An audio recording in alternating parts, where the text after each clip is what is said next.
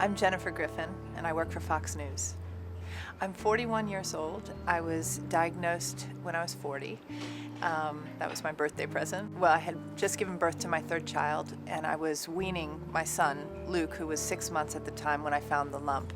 And a few weeks later, I went to the doctor. They figured out that I had a 9-centimeter tumor. I actually had 2 tumors in my right breast. And so as I was weaning my son, I started chemotherapy. And we found the lump because the breasts were starting to deflate. And I had always thought that women couldn't get breast cancer when you were nursing. And I've talked to so many women who found their lump while they were nursing. And it's a period when doctors aren't screening for breast cancer. And it's something I think women should be aware of. Well, I certainly couldn't have gotten through this year without my family and my friends. The incredible level of support that I had, I mean, you can't do it alone. And the first thing you have to remember when you get breast cancer is as soon as people offer to do something for you, your first reaction is to say, no, it's okay, I'll take care of it, especially if you're a mom. The first thing you have to do when you have breast cancer is say yes to every offer of help, and that's what got us through this year. My husband was there for me, my mom was there for me, my children were there for me. My daughters taped me through the year. They taped me when I shaved my head. They videotaped me when I felt my worst. They taped me when we got the good news that the cancer was gone. You need your family. My friends got together and they had a chef deliver me healthy food during that period, and I started eating almost like a vegan, all whole grain, all vegetables. So I never had one day of nausea or days when I couldn't eat. And a lot of cancer patients are malnourished because they don't eat enough during treatment. And I think by eating the right things and exercising, of course, that's the way to get through chemotherapy. I think a lot of people don't realize you can exercise through the entire process. And in fact, you need to exercise through the entire process. I joined a gym, and a friend dragged me there because there was a special, and I thought, well, I'll only do it if they can give me a month-by-month membership, because I didn't think I'd be able to do more than a month once the chemo started. And I was surprised. I started doing Pilates, and Pilates is the perfect exercise for breast cancer patients. Pilates has a lot to do with building your immune system, and it was wonderful. As I geared up for my mastectomy, I told my Pilates coach, Joshua Dobbs, that I was training for the mastectomy. We did chemo first. We did 17 rounds of chemo, 5.5 months of chemo, and the whole time my marathon runner friends were saying, you know, you're a journalist, you work for Fox News, you're always sprinting, but you've got to think like a marathoner. You're going to get through chemo, but that's only mile 7. If I started to feel a little nauseous or low energy, I put on my running shoes and I head out the door and I take a quick 2-mile run down Massachusetts Avenue near my house, and just getting that oxygen helped me keep the nausea at bay. I think what they're realizing about breast cancer is that breast cancer is a large umbrella term, but there are many different types of breast cancer. I was diagnosed with triple-negative breast cancer. Triple-negative means that you're not estrogen positive, you're not progesterone positive, and you're not HER2 positive. That's a growth hormone. And so we don't have the drugs like tamoxifen and Herceptin, which you've heard about, which are estrogen and progesterone positive and HER2 positive sisters have, to prevent a recurrence. All we have is exercise and nutrition. The studies show that if you exercise 4 to 5 hours a week in that period after you've gotten through treatment, you are 2/3 less likely to have a recurrence in those crucial 3 years where it's so potentially deadly if the cancer comes back. So exercise is our tamoxifen. Less than 20% of breast cancer patients have triple negative, but the recurrence rates are a lot higher than if you are estrogen positive. And a lot of people hear that they have triple negative and they're scared.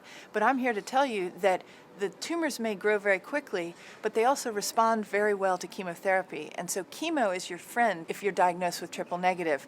We had a complete response. That means I had a complete pathologic response. That means that at the end of 17 rounds of chemotherapy, I was cancer-free at that moment. I didn't know you could exercise through chemotherapy, and I did it every day. I basically took all of my skills as a journalist and applied them. This was the story of my life. I immediately got my sources lined up.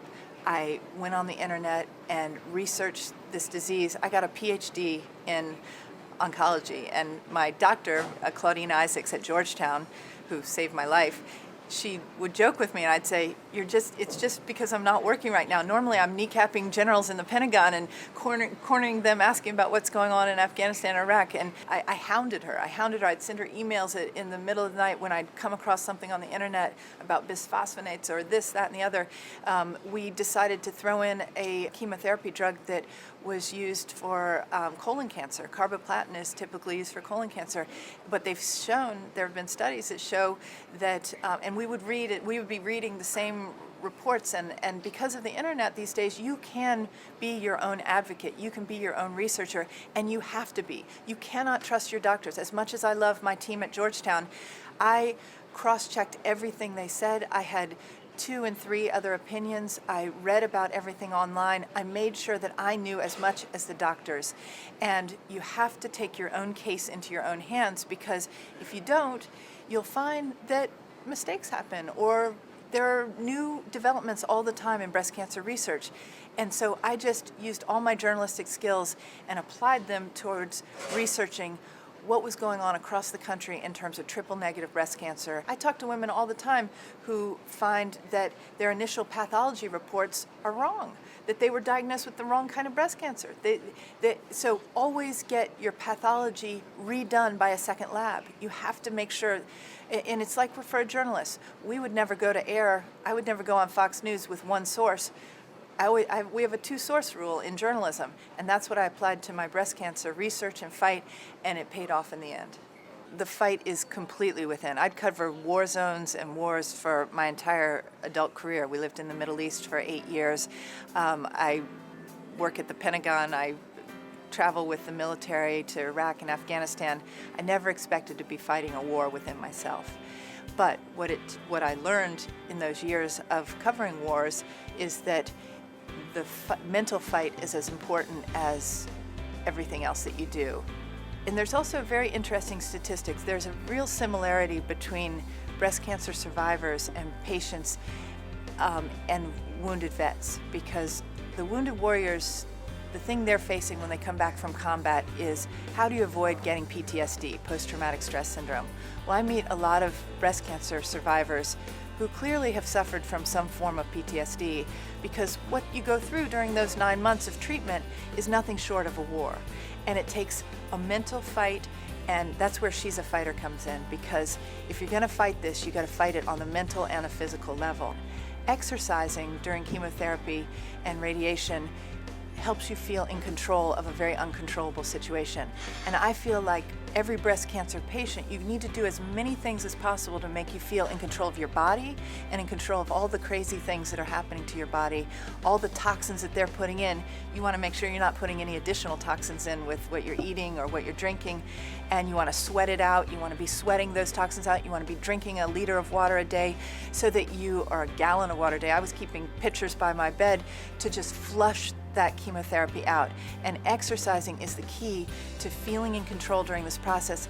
And what I'm finding is, I think you have a lot less post-traumatic stress if you've done things like that to feel in control during this period. There's so many good organizations right now, but in particular, Look Good, Feel Better is a campaign that's been around for 20 years. You may have seen it in hospitals. They advertise. The American Cancer Society has teamed up with them.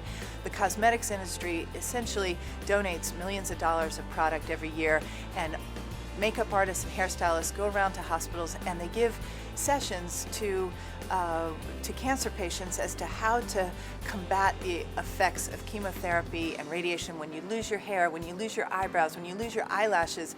How this disease tries to steal your youth, your beauty, your sense of being a woman. And Look Good, Feel Better is fabulous, because they'll show you how to rock a wig, how to look good through this process. The days that I put on my cute wig and I took the time to draw in my eyebrows and put on a little bronzer, I walked around, people didn't know I had cancer. People treated me like a human being, and that helped me psychologically get through this fight.